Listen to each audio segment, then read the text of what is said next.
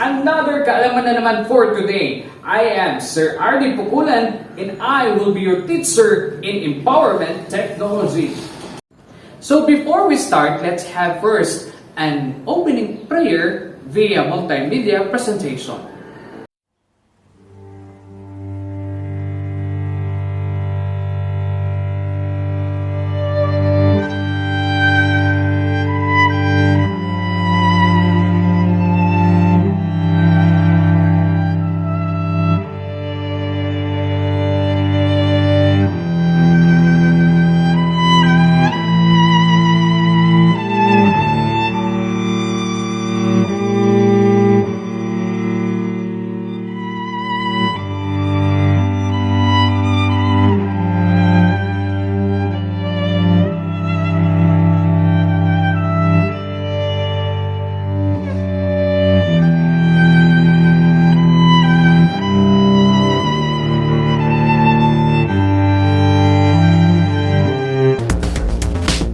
And now I will give to you our house rules.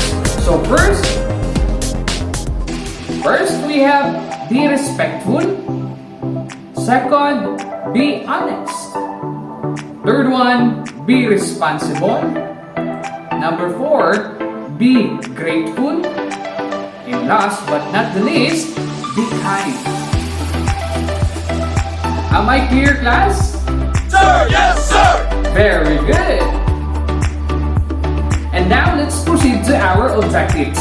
So first we have define the text, images, and graphics. Second, give the importance of text, images, and graphics. Apply the combined text, graphics, and images using an offline software. Who wants to play a game? Alright, let's start this one. The title of our game is Buuin Mo Ang Kulang Sa Akin. And this will be our instruction. Arrange the following image puzzle. Ang unang makakabuo ng ating puzzle will be declared as the winner. Are you ready? Sir, yes, sir! And this will be the puzzle.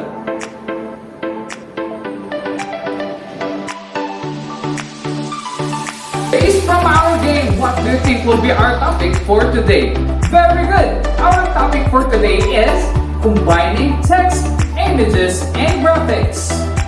In combining text, images, and graphics, we need transparent shapes. Transparent shapes can add simple shapes with a slight transparency behind your text to clearly see the text you want to emphasize. Next one, we have mix and match. Mix and match, finding several fonts and shapes is not difficult, but the more challenging part is to match them properly. Now we have text and background. Should be aligned to have an organized look. You can align text with shapes or geometric figures in the image. Next we have clean and clear background. Use a clean and clear background for the message to be readable. Background should not wash out your message. Fonts and shapes. Now what is fonts and shapes? Should complement each other. You can use rounded fonts and sharp shapes with sharp fonts. Right, so yun ang mga bagay na dapat nating pakatandaan at kailangan nating gawin if we are combining text, images, and graphics. And now, we will integrate another subject for this topic. And this topic is math. Are you familiar with combining like terms? In order to solve equations or simplify expressions, you may need to combine like terms. For example, we have 3x plus 5x plus 7y plus 9x minus 4y. Now we will combine the same terms like 3x plus 5x plus 9x. And then we will transpose 7y, then minus 4y. So what will be the answer, class? The answer is 17x plus 3y. Very good. Another example, we have 7m plus 14m minus 6n minus 5n plus 2m. Again, our step 1, we have organized your like terms. You can use a highlighter, shapes, or just rewrite the problem so that the like terms are next to each other. And step 2, combine the coefficients. So this is the example of our answer. Okay, so answer this question. Why is it that we integrate combined like terms to combining text, graphics, and images?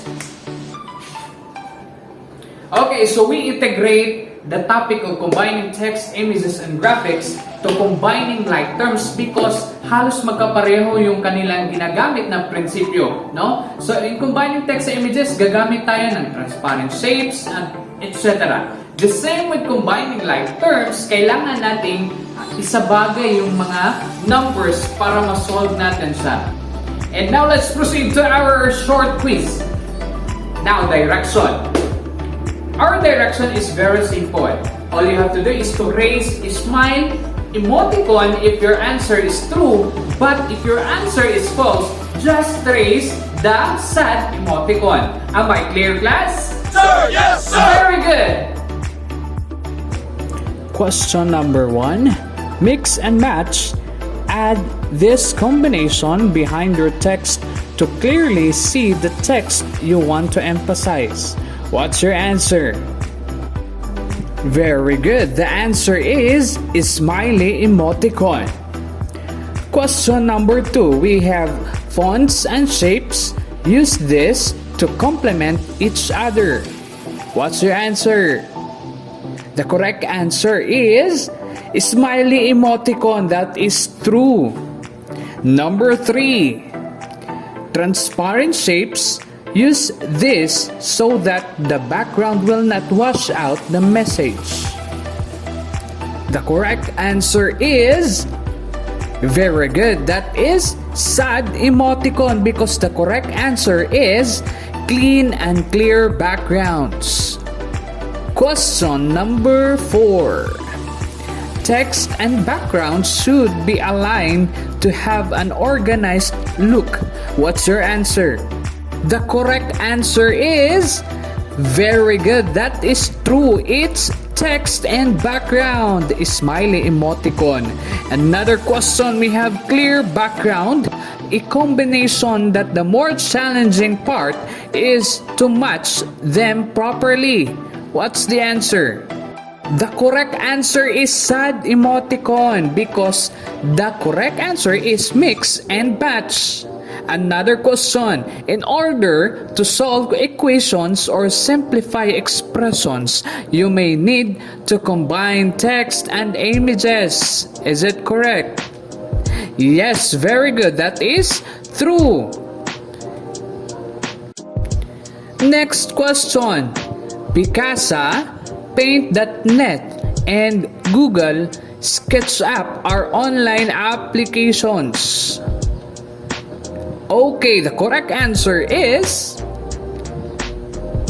wrong because those are offline applications, no? No need na sila maging online. So make sure na naka-open lang yung laptop ninyo and meron kayong downloadable na software nitong tatlong applications and you can use it even you are offline. Okay?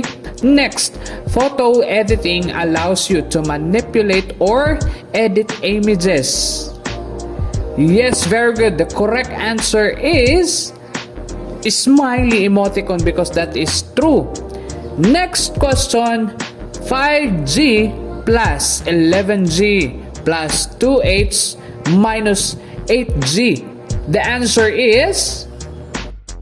The correct answer is sad emoticon because the answer will be 8G plus 2H. Last but not the least, we have a 21G plus 22G plus 2g to the power of 2 minus 7g. The answer is smiley emoticon, because the answer for this question is 36g plus 2g to the power of 2. Alright, so any questions and verifications? No more? Alright, so let's have another question. As a son, daughter, how can you relate the combining text, graphics, and images in your life? Another question.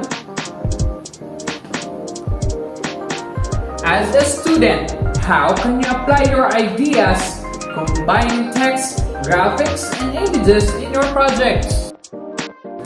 Okay, so for your last activity, the title of this activity is Do It Yourself or DIY. Now, you are free to choose what activity do you want to answer. Okay? Now, for activity number 1, the instruction is based from your experience. Draw a poster that represents your culture in your barangay or sitio using the principles of graphics, text, and images. And for activity number 2, make a PowerPoint presentation based on your experiences and observations about flash floods in Agusan del Sur last 2020 using the guidelines of infographics. And for your last activity, with computer and internet connection, use PixArt photo editor app platform or Adobe Photoshop as your platform.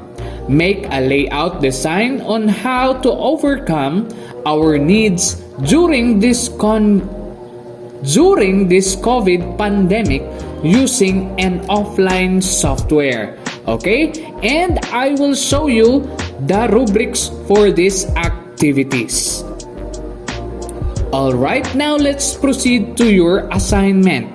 Research the following topics: uploading, sharing, and image hosting platforms. Alright? Now, thank you so much for your time and effort. I hope marami kayong natutunan sa ating topic today. God bless and more power!